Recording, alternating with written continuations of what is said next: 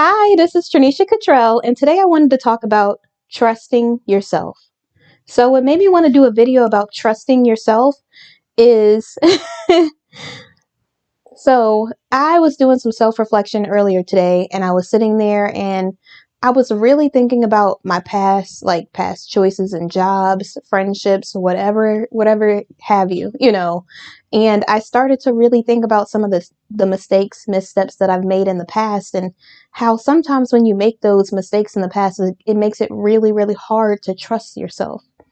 And I know I've heard someone say something similar to that in the past a really long time ago. They said that after you like choose someone wrong, then it's really hard to figure out how you could trust yourself to pick another person. And I think that's the thing that's really been holding me back this whole like 2 years or however long it is once you watch this video. And I mean, I don't know if I'll still be whatever then, but you know what I'm saying. I think that once you make a bad choice in your life or a misstep or you make a mistake in your life, it's really hard to see past the you that you used to be. Sometimes we spend so much time being reflected on our past, reflecting back on our past, thinking about the person that we used to be, that it's sometimes difficult for us to move out of our own way to step into the purpose that God has for us. Sometimes it makes it really difficult to trust the people who really do deserve our trust. It makes it really difficult to really give the right people an opportunity. It makes it really difficult for you to be confident in other areas of your life, not just in relationships. And when I say relationships, I mean a friendship. And I guess I could say relationship because I could mean business relationship, friendship, romantic, etc. And so I just think today when I was really thinking about that, I think that's the thing that really held me back. And this video is not going to be long. So that's why I have this jacket on. I got home and I was like, okay, I got to do this quickly because I had felt it in my soul earlier when the pastor was talking about trust and he was talking about trusting other individuals. And it started making me think about trusting myself. It started making me think about how that's where I started to lack confidence in certain areas of my life. That's where I started to feel like I needed to put up this barrier against me and other people. That's where I really started to feel like I needed to pull back when people start to get close to me, when they want to learn more information about me or they really want to get to know me. I could feel myself put up this huge barrier or pull back or say something that I know will like push someone away or ask for something that will push someone away because I get so afraid that I won't be able to discern or determine if this person is a really good person or not, if they really are trying to use me or not, if they're trying to take advantage of me or manipulate me or not. I feel like it's so hard for me to trust myself after I've made those horrible decisions in the past. And I know a lot of people watching this video will probably say, well, you were younger. As you get older, you learn from past experiences. And like Maya Angelou used to say, you do the best you can until you know better and then you do better. And I really hope and I pray that that's exactly what I will do in the future. But it gets really difficult. Sometimes I meet people and I really do desire to get to know them. I really do desire for them to get to know me, but it gets really hard for me to be vulnerable, open for attack. It makes it really hard for me to be willing to allow someone to see some parts of me. And it's not that I care whether they accept me or not. It's that I I push people away, but I in the past I used to be like this. And so I would like maybe open up a little tiny bit or something like that. And then I could feel myself emotionally connected, you know, like a soul tie forming super fast. And I already have a barrier up. So I can only imagine how it would be. I wouldn't just completely be vulnerable and open for attack to where I'm not guarding my heart, because even the Bible says to guard your heart at all costs, because that is the most precious part of your body. A lot of people think it's so many other things. But if someone could get to your heart, they could do anything to you. They can manipulate your mind. They can manipulate anything. And so I want to guard my heart, but I also want to open my mind to be able to have new experiences, to be able to experience other people in a psychological way, in an emotional way. I don't want to just be so standoffish that when people really are trying, I can't see it because I'm so worried about me not being able to discern if this person is a really good person or a bad person, to discern if this person just wants me, for whatever reason, or if they actually really do intend to get to know me, if they really do intend to know more about the person that I am. That's why I think that I always say that communication is so important to me because of course, I hear people say that I'm beautiful, and I don't mean it like a brag way. I mean, like, it's easy for anyone to say you're beautiful.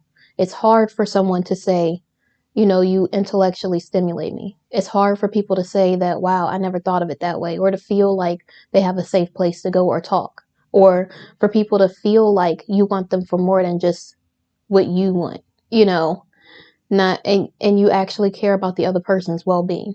Like it really takes a unique individual to be like that.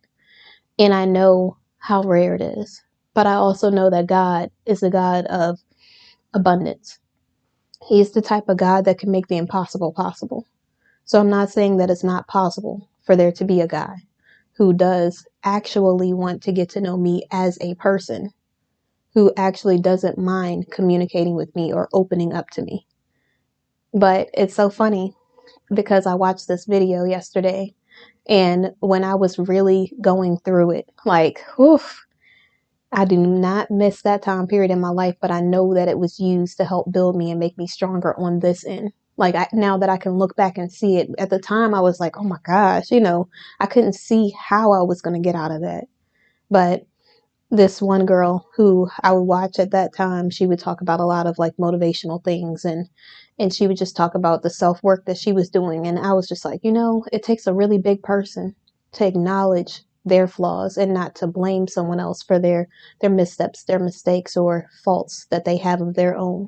And I'm not saying other people are angels or they don't make mistakes as well.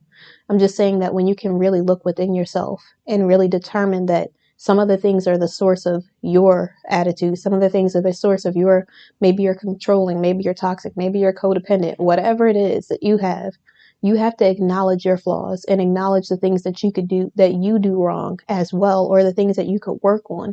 And us as human beings could always work on something to better ourselves. So we will never be perfect.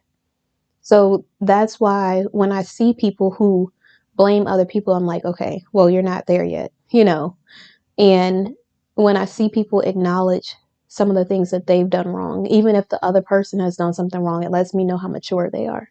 It lets me know how much they really think about bettering themselves. And I'm not saying I want the person to tell me all their dirty laundry and their skeletons in the closets and everything else, but they need to appear like a real human being. Nobody is going to be perfect. So if you present yourself as someone who never makes a mistake in your life, who everyone else is the problem, who does all these things right all the time, and you don't ever make a mistake, I can only imagine what issues you have. I don't know why I said it like that, but seriously, because and eventually everyone shows who they truly are.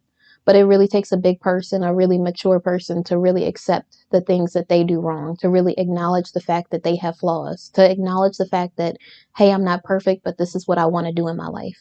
I had one person who I grew up around, and they were saying to me, like, oh yeah, I'm doing this, this, and this. And I was like, oh, okay, that's good.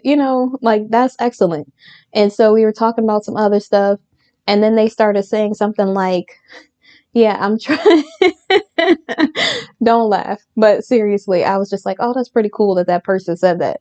But they were like, yeah, I'm trying to, grow and work on myself and learn from my missteps. And I was like, now you didn't threw my book in there. Okay. I said, don't laugh, but then I laughed. I'm not laughing at the person. I'm just laughing because that was smooth. I was like, okay, all right. I see what you did there. But anyways, so I think it takes a really big person to do that. when you can really acknowledge that you are not perfect, when you know that God is the only thing that's perfect, and you're willing to work on those weaknesses that you have, that shows me that you are on a whole nother level. Like, can't nobody touch that? What? You acknowledge the fact that you made a mistake. Like, I meet so many other women who will say, yeah, it's this person's problem. It's that person who did it. It's this person. It's this person. And they blame all these other people. I was guilty of this in the past before I started to like really work on myself. And every once in a while, I have to check myself to make sure that I don't start doing the blame game, and I start to acknowledge what it is that I can do to control the situation on my end, because I can't change anything else but what I do. But if I'm willing to work on the things that I can change in my life, then it helps me to be a better person, regardless of what anybody else does. And it helps me, like, when I meet people, if I do something or I say something wrong, regardless of what the person thinks, whether they like me or not, because I said one thing wrong. But if they choose to not like me, that's their choice. If they choose I'm not their flavor, that's their choice. But what I can control is, okay, I said this thing and I communicated the wrong way. So going forward, I'm going to learn how to communicate better. I might not be able to be with this person, but the person who God graced for me may need me to communicate better.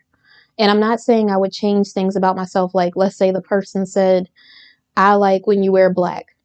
I'm not going to just wear black every day, even though I do wear a lot of black. But that's not because a person said it. It's just because that's just the normal thing that I have in my closet, because it goes with everything. But I'm not just going to start wearing black because one guy said, I love you look better when you wear all black instead of any other color. Like, just only wear black.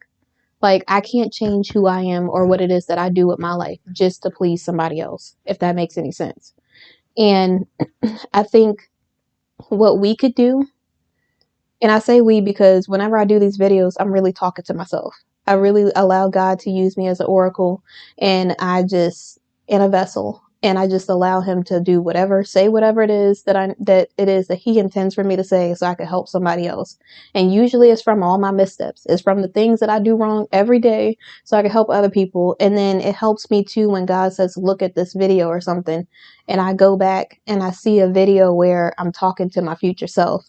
And I'm like, yeah, you should do this, this, and this. And then it'll be a day where I have a question about something, and God will say, watch this. And it'll answer the question that I asked God. And I'm like, that's how you know God's in it. Because I'm like, what?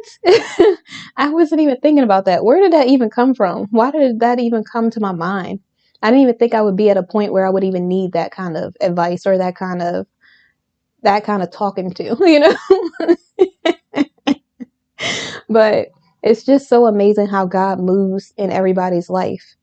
And it's funny because I was praying to God about something the other day. And I said, God, I know the first time that I, thought that I was ready, I was like, okay, I'm going to go out. I'm going to do this, this, and this. And then I asked for discernment. I didn't hear anything. And I also felt conflicted and confused. And I was like, the next time I want to make sure that I am assured that I know exactly what it is that you want for me to do. I don't want to do anything besides what it is that God wants me to do for it to be for the glory of the kingdom. I'm not just trying to date a whole bunch of people. Like, of course, I would need to collect data to try to figure out who the person is and talk to them to figure out if they're a good person or not, or learn more about their personality and things like that, or their past.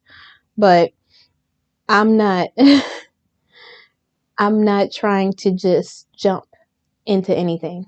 I want to and I say this and people look at me weird when I say it, but I like to take my time.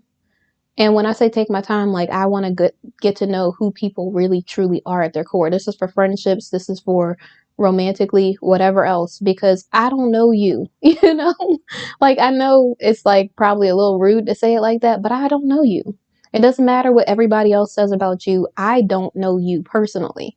So unless I can come up or fathom some sort of idea, or I feel in my gut that everything's okay, I can't do nothing with you, like, I can't, there's nothing that makes me feel less comfortable than not knowing somebody, And so in order for me to really feel like I could really be a little vulnerable or allow someone to be a part of my life in any kind of way, I need to know something about you personally. It's not something that I can ask Jim, Jack, and Joe. It's got to be something that I, Trinesha, can know for myself, because I've seen this. I know how you treat me, and not just how you treat everybody else. You could be nice to everybody else and mean to me. You could be nice to me and treat everybody else badly. But when I see that you're kind to other people and you treat me well, that lets me know that you are a decent human being who deserves my time, you know? And I say it like that because we act like time is not precious. Like we could just waste all of this time on people who really don't matter, or things that really don't matter, but life is way too precious to do that. Every day I want to be serving in some sort of way or in my purpose. Every day I want to be doing something intentional with my life. And the person who I meet needs to be doing the same thing. They need to be intentional. And I don't mean it like this is on a long list. I mean like it shows where your focus is when you aren't intending on doing anything. If you don't have some sort of vision for your life, how can I expect you to ever lead me anywhere? You know? So, in conclusion, although I find it hard to trust myself. I wouldn't say don't trust myself.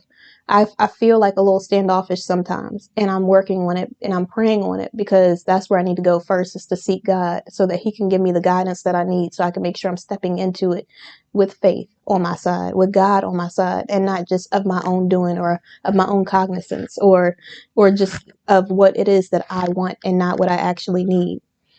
And as long as I stay focused on God, God will always guide me where I need to go. It doesn't matter if it's a day, a week, or a month. God will make sure that I know the things that I need to know so that I can make the best decision for my life. Knowing that even when I can't fully trust myself, I could always trust in God gives me the clarity that I need to make better decisions in my life. It allows me to know that I can step into purpose. I can step into a romantic relationship eventually. I could step into a friendship. I could step into a business relationship knowing that God got me. It doesn't matter what's happening around you. It doesn't matter what mistakes you've made in the past. God can use anybody, and He will always be with you. You don't have to worry about going at it alone. You don't have to worry about being deceived, hoodwinked, um, bamboozled, whatever else. The only thing you got to worry about is seeking God, and God will take you the rest of the way.